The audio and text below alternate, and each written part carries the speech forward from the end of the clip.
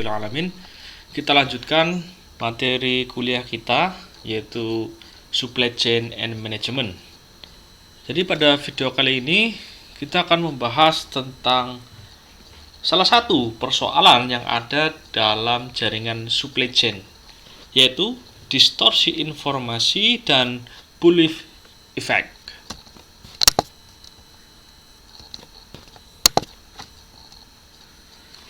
Yang pertama, kita cari dulu apa itu pengertian dari bullwhip effect.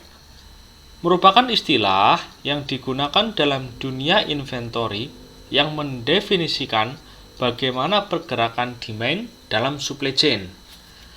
Bullwhip effect adalah salah satu fenomena di mana satu lonjakan kecil di level konsumen akan mengakibatkan lonjakan yang sangat tajam di level yang jauh dari konsumen atau supplier.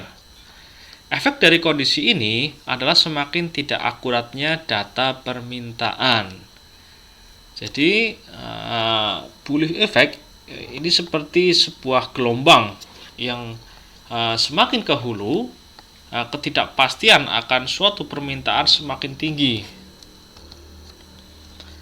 Kemudian, nilai dari suatu informasi dalam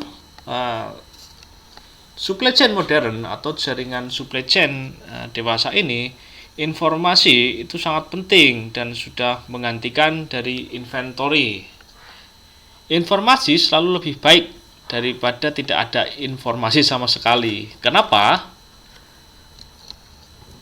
Informasi mengurangi variabilitas yang terjadi. Yang kedua, informasi meningkatkan forecast ataupun ramalan akan suatu permintaan. Ya, barang tentu setiap organisasi atau perusahaan selalu membuat suatu ramalan akan permintaan produk di masa yang akan datang. Yang selanjutnya adalah bagian dari koordinasi sistem dan strategi. Yang keempat, meningkatkan pelayanan customer. Yang selanjutnya adalah memfasilitasi pengurangan dari lead time, ya. Dan yang terakhir adalah sebagai suatu reaksi yang cepat terhadap kondisi pasar. Nah, ini adalah ilustrasi dari suatu bullwhip effect. Permintaan sebenarnya relatif stabil di tingkat pelanggan akhir, berubah menjadi fluktuatif di bagian hulu supply chain, dan semakin ke hulu peningkatan tersebut semakin besar. Seperti pada grafik berikut ini, ya. Jadi di awal ini adalah garis putus-putus menandakan dari actual sales-nya, dan garis tebal ini menandakan order place-nya. Jadi semakin ke hulu, fluktuasi yang terjadi semakin besar.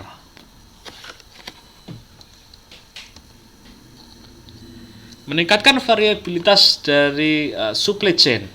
Nah, ini adalah order dari konsumen, ya, dari konsumen nyata di dalam suatu jaringan supply chain. Terlihat fluktuasinya masih sangat rendah, ya. Kemudian menuju ke bagian retail, ke bagian hulu, terjadi variasi yang lebih tinggi, fluktuasi yang lebih tinggi. Kemudian di bagian manufacturernya ternyata variasinya makin tinggi, dan puncaknya adalah di bagian supplier. Ini adalah fluktuasi yang terjadi, permintaan produk ataupun kondisi real, berapa sebenarnya produk yang terjual di pasaran, dan berapa patutnya supplier memproduksi barang tersebut. Jadi semakin tidak pasti, dari mulainya lebih tertata, terjadi sedikit fluktuasi, sampai di hulunya, yaitu di supplier, fluktuasinya semakin tidak terkendali. Kesimpulannya adalah variabilitas pemesanan berimplifikasi terhadap supply chain. Semakin ke bagian atas ataupun ke bagian hulu, variabilitasnya semakin tinggi. kenapa terjadi bullwhip effect tersebut? Ada beberapa alasan yang menyebab terjadinya bullwhip effect tersebut. Yang pertama adalah demand forecast updating. Jadi setiap perusahaan yang terlibat dalam suatu jaringan supply chain selalu memiliki forecast ya. Mereka mempunyai peramalannya sendiri-sendiri untuk memperkirakan berapa jumlah pesanan yang kemungkinan akan mereka peroleh di waktu yang akan datang, dan perubahan ataupun perbedaan metode serta atau kita kenal sebagai adanya reorder point berdasarkan stok yang sudah ada itu sangat berpengaruh untuk menentukan berapa sih batas minimal suatu perusahaan akan melakukan pemesanan ulang.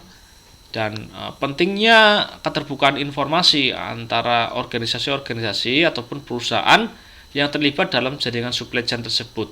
Yang kedua, kenapa terjadinya bullwhip effect tersebut adalah karena adanya order batching ya. Jadi volume dan transportasi diskon. Artinya suatu perusahaan tidak akan memesan sejumlah produk ketika belum memenuhi skala ekonomis. Jadi misalkan mereka ingin memesan 10 produk, tentu saja biaya yang dikeluarkan tinggi untuk transportasinya. Jadi mereka pemesanan dilakukan berdasarkan batching, seperti menggunakan truk, menggunakan moda transportasi yang memang ketika pemesanan dilakukan dalam jumlah kecil dan jumlah besar, biayanya sama atau ada biaya tetap.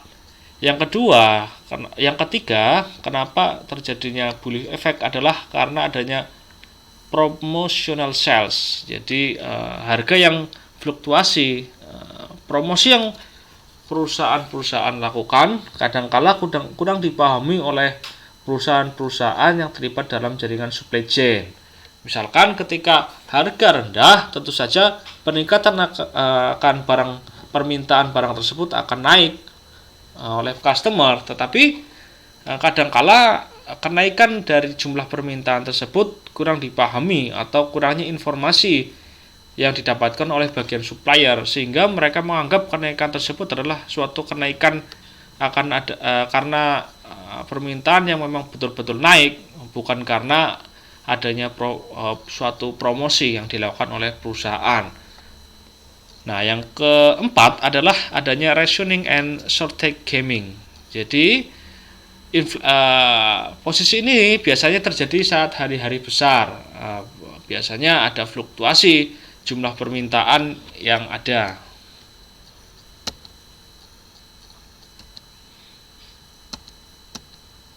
Bagaimana cara untuk menanggulangi ataupun minimalisir terjadinya bullwhip effect?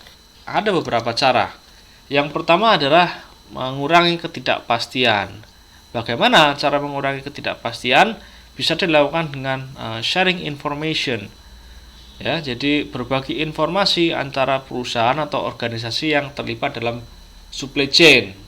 Contohnya bagian toko atau retailer memberikan informasi yang sebetulnya berapa sih sebenarnya mereka mampu jual produk ke pelanggan akhir, yang kemudian data tersebut juga akan diterima oleh bagian manufacturer ataupun dari supplier. Nah, yang selanjutnya adalah sharing forecast dan kebijakan. Ini bisa jadi dilakukan dengan cara penggunaan metode forecast yang sama. Nah, yang selanjutnya untuk menanggulangi adanya bullwhip effect adalah mengurangi variabilitas. Jadi mengurangi promosi ya. Jadi tentu saja promosi mempengaruhi jumlah permintaan di pasar. Kemudian merubah struktur jaringan dari supply chain. Jadi semakin pendek barang yang mengalir dari supplier sampai ke tangan customer akhir, tentu saja akan mengurangi ketidakpastian ataupun fluktuasi permintaan dari konsumen. Seperti halnya perusahaan Dell komputer, mereka menerima pesanan secara langsung dari konsumen, kemudian mereka langsung menakitnya dan mengirimnya langsung ke konsumen tersebut. Jadi memotong banyak jaringan supply chain. Nah, yang keempat adalah mengurangi biaya tetap ya. Biaya misalkan ini biaya pemesanan. Biaya pemesanan yang diperlukan untuk melakukan suatu pesanan barang dari supplier misalkan. Jadi tidak harus menunggu jumlah produk sekian unit baru melakukan pemesanan, tetapi batch ataupun jumlah yang lebih kecil pun mereka bisa melakukan pemesanan. Nah, contohnya adalah mereduksi waktu setup bagian produksi. Nah, selanjutnya adalah bagaimana tata cara mengukur ataupun menghitung Bull's effect. Jadi Franso dan Waters pada tahun 2000 melakukan suatu penelitian dan mempublikasikan tentang tata cara menghitung Bull's effect. Jadi Bull's effect didapatkan dengan cara perbandingan antara koefisien variansi pemesanan dibagi dengan koefisien variansi penjualan. Nah, CV pesan ataupun koefisien variansi pemesanan didapatkan dengan cara membagi standar deviasi pemesanan dibagi dengan rata-rata penjualan bagian pemesanan. Begitu juga dengan koefisien variansi penjualan diperoleh dengan cara membagi standar deviasi penjualan dibagi dengan rata-rata penjualan. Ini adalah salah satu contoh penjualan dan pemesanan mingguan suatu perusahaan yang perusahaan distributor yang memiliki 2 toko retail dengan 3 jenis produknya, ya, lengkap dengan jumlah pesanan dan jumlah penjualannya, terdiri dari waktu 6 minggu. Ya, ini di minggu pertama mereka menjual 121 unit, kemudian memesan 80 dan seterusnya. Kemudian kita hitung berapa Bull's effect dari data tersebut. Nah, yang pertama adalah kita menghitung rata-ratanya, rata-rata dari penjualan, kemudian rata-rata dari pemesanan, sehingga didapatkan standar deviasinya dari masing-masing penjualan dan pemesanan dan koefisiensi variansinya menggunakan rumus di slide sebelumnya, dan didapatkan nilai Bull's effect adalah 3,406. Ini adalah retail 1 untuk jenis produk pertama, dan ini produk kedua, ini produk ketiga, dan ini juga retail kedua, toko kedua dengan 3 produk yang sama. Nah, kemudian Bull's effect juga dapat ditampilkan berdasarkan tiap produknya. Jadi tidak berdasarkan tokonya. Jadi agregasi dilakukan untuk produk-produk yang sejenis dari toko yang ada. Jadi 2 toko tersebut dijumlahkan penjualan dan pemesanannya sehingga didapatkan Bull's effect-nya adalah masing-masing 4,958, 2,112 untuk produk yang kedua, dan produk yang ketiga adalah 1,313.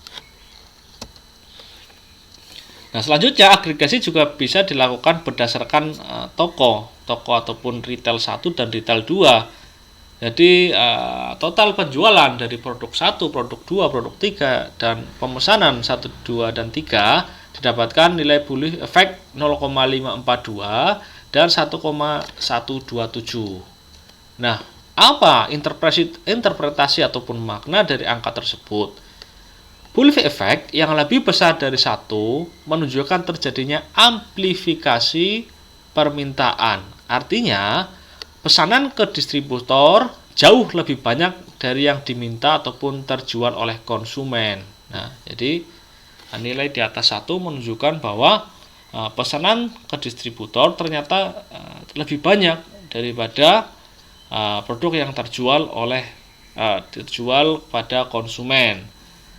Dan perlu hati-hati dalam menafsirkan Bull's effect karena belum mempertimbangkan nilai inventory awal dan backlog atau kekurangan. Demikian pembahasan singkat kita mengenai distorsi informasi dan belief effect. Semoga memberikan manfaat untuk kita semua. Wassalamualaikum warahmatullahi wabarakatuh.